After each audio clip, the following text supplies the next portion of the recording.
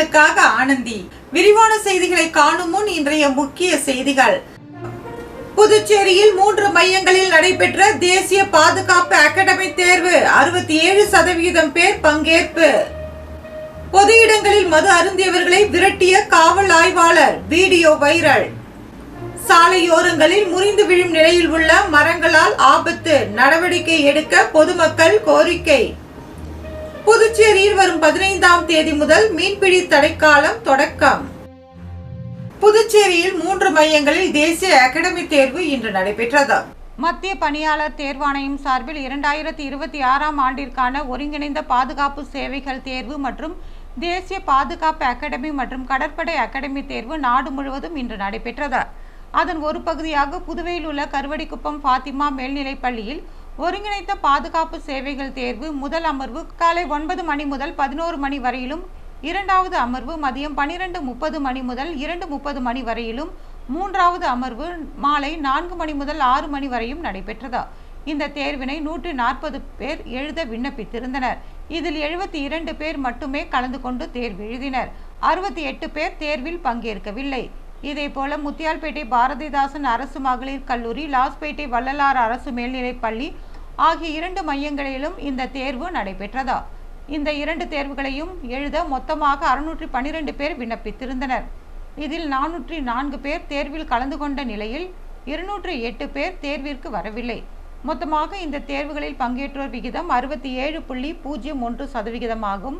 எழுதாதோர் விகிதம் 32.98% உள்ளது.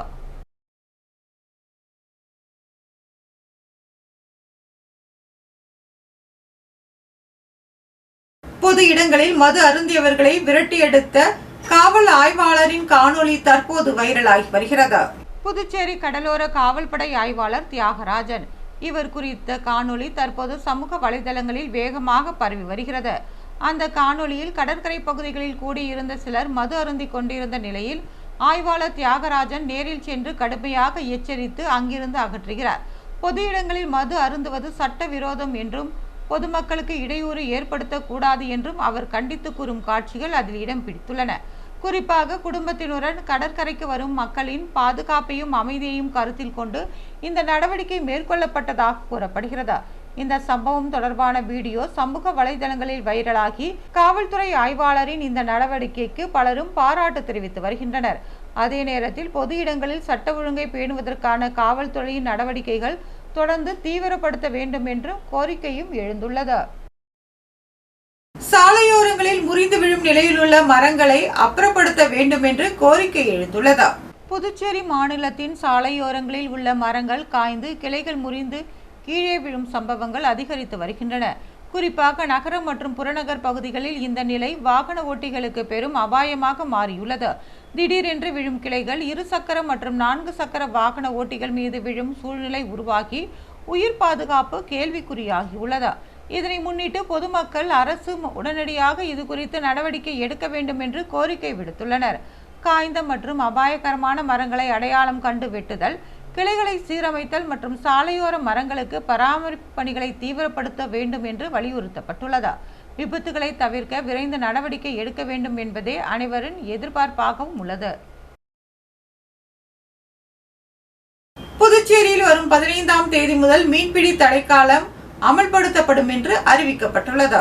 மீன்களின் இனப்பெருக்க காலத்தையொட்டி கடல்வாழ் உயிரினங்கள் இனப்பெருக்கத்திற்காக ஏப்ரல் மற்றும் மே மாதங்களில் மீன்பிடிக்க மத்திய அரசு ஆண்டுதோறும் தடை விதித்து வருகிறது. ஏனெனில் அந்த காலகட்டத்தில் மீன்கள் முட்டையிட்டு குஞ்சு பொரிக்கும் காலம் என்பதால் மீன்வள பாதுகாப்பு சட்டம் கொண்டு வரப்பட்டுள்ளது. அந்த வகையில் இந்த ஆண்டிற்கான மீன்பிடி தடை காலம் வருகின்ற 15ஆம் தேதி அமலுக்கு வருகிறது.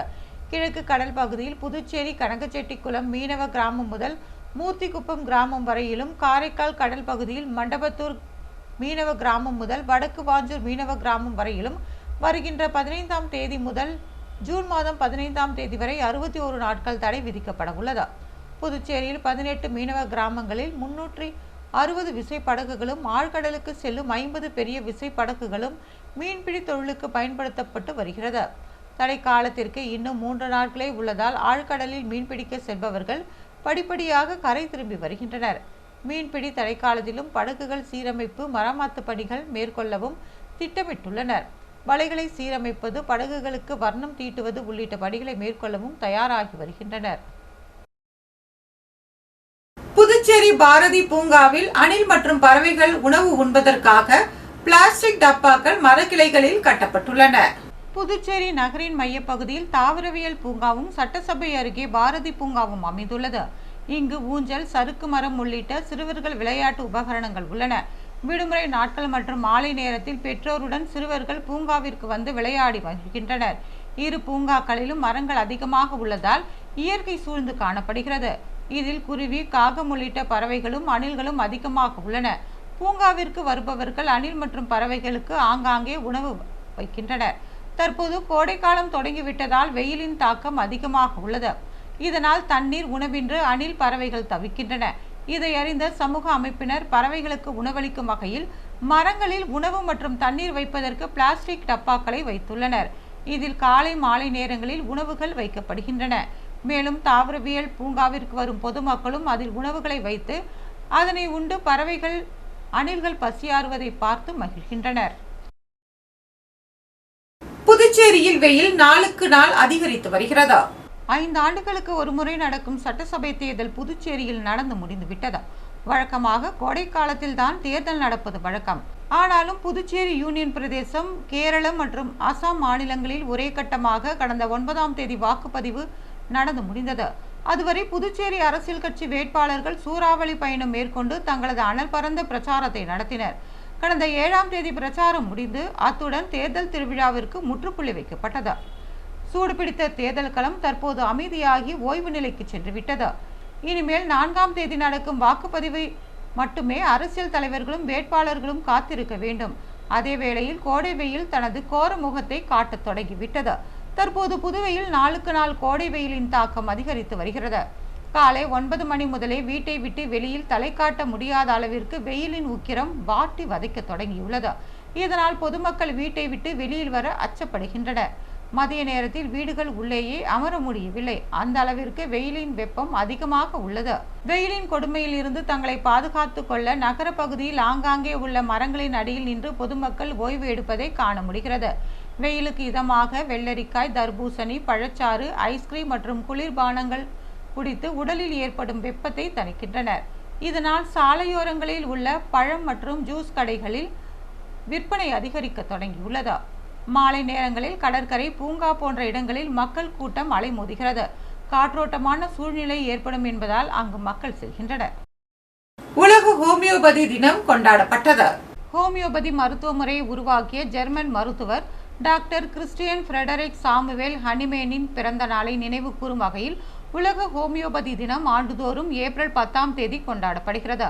இந்நாளில் கருத்தரங்குகள், இலவச மருத்துவ முகாம்கள் மற்றும் விழிப்புணர்வு நிகழ்ச்சிகள் நடத்தப்பட்டு வருகிறது. அதன் ஒரு பகுதியாக ஹோமியோபதி மருத்துவத்தின் தந்தை சாமுவேல் ஹனிமேனின் 271வது பிறந்த நாளை முன்னிட்டு புதுச்சேரி அரசு ஆயுஷ் இயக்குநரகம் ஹோமியோபதி பிரிவு சுகாதாரம் மற்றும் நல்வாழ்வு மையம் சார்பில் கோரிமேடு அரசு சுகாதாரம் மற்றும் நல்வாழ்வு மையத்தில் ஹோமியோபதி மருத்துவம் பற்றிய விழிப்புணர்வு நிகழ்ச்சி நடைபெற்றது. மருத்துவ அதிகாரி சித்ரா தலைமை தாங்கிய நிகழ்ச்சியில் ஹோமியோபதி சிறப்பு மருத்துவர் முத்துலட்சுமி ஹோமியோபதி மருத்துவத்தின் மருத்துவர் சாமுவேல் ஹனிமேன் வரலாறு குறித்து மக்களுக்கு எடுத்துரைத்தார். முன்னதாக ஹோமியோபதி மருத்துவத்தின் தந்தை சாமுவேல் ஹனிமேன் திருவுருவப்படத்திற்கு மலர் தூவி மரியாதை செலுத்தப்பட்டது. இதனைத் தொடர்ந்து ஹோமியோபதி மருத்துவம் குறித்த கையேடு பொதுமக்களுக்கு வழங்கப்பட்டது. நிகழ்ச்சியில் மருத்துவமனை செவிலியர்கள், ஊழியர்கள் மற்றும் பொதுமக்கள் பலர் கலந்து கொண்டனர். அது வந்து இனிப்பு சுவையாக தான் இருக்கும். அதனால மேடம் நாங்கள் சுகர் இருக்குது, அந்த ஸ்வீட்னஸ் வந்து சுகர் ரைஸ் பண்ணிக்கலாம்னு உங்களுக்கு டவுட் இருக்கும். அது கிடையாது, அது வந்து லாக்டோஸை தான் ப்ரிப்பேர் பண்ணுவோம். புதுவையில் இன்றைய தங்கம் மற்றும் வெள்ளி விலை விவரம். தங்கம் 1 கிராம் 14,010 ரூபாய். ஒரு சவரன் தங்கம் 1,12,080 ரூபாய். வெள்ளி 10 கிராம் 2,620 ரூபாய். மீண்டும் இன்றைய முக்கிய செய்திகள். புதுச்சேரியில் 3 மையங்களில் நடைபெற்ற தேசிய பாதுகாப்பு அகாடமி தேர்வு 67% பேர் பங்கேற்பு. பொது இடங்களில் மது அருந்தியவர்களை விரட்டிய காவல் ஆய்வாளர், வீடியோ வைரல். சாலையோரங்களில் முறிந்து விழும் நிலையில் உள்ள மரங்களால் ஆபத்து, நடவடிக்கை எடுக்க பொதுமக்கள் கோரிக்கை. புதுச்சேரியில் வரும் 15ஆம் தேதி முதல் மீன்பிடி தடைக்காலம் தொடக்கம். இத்துடன் செய்திகள் நிறைவு பெறுகிறது. வணக்கம்.